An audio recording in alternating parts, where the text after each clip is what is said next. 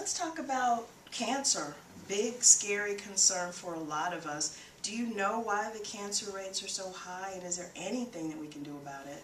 Cancer rates have grown high for very understandable reasons, and there's a ton we can do about it. I'm going to repeat this. Cancer has today become the biggest feared ailment in America, and there's a lot you can do about it. It's not about surgery or chemotherapy. First off, #1 driver of cancer probably in America is obesity. Being overweight means you've got fat cells that become metabolically active. They begin to literally convert chemicals, like testosterone, into estrogens and other chemicals, hormones that stimulate the breast, the prostate, the uterus, the ovaries. All those cancer rates go up dramatically when you get extra weight on board. #2 are toxins, and it's not just cigarettes, we all know about those, but the air that we're breathing has some issues, and the water we're drinking has pollutants in it, so you got to keep your liver intact.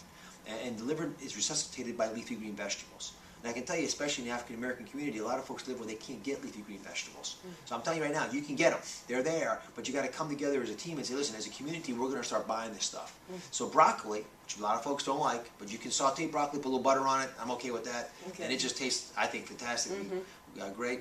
Broccoli actually helps your liver cells regenerate themselves, so they can detoxify you. That's why broccoli is independently linked to reduction in colon cancer. Oh.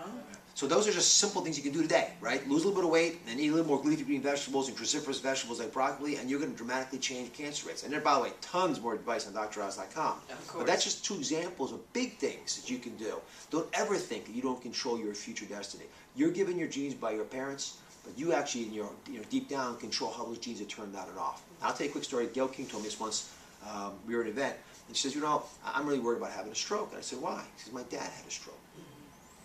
So she said, I have a family history. So I said, time out for a second. Did your dad smoke? Because I remembered he had. And she said, well, yeah, he smoked. I said, was he hypertensive? I said, yeah, he was hypertensive. I said, do you smoke? She said, no. Are you hypertensive? No. So all you know is that your genes don't protect you against high blood pressure and cigarette smoking.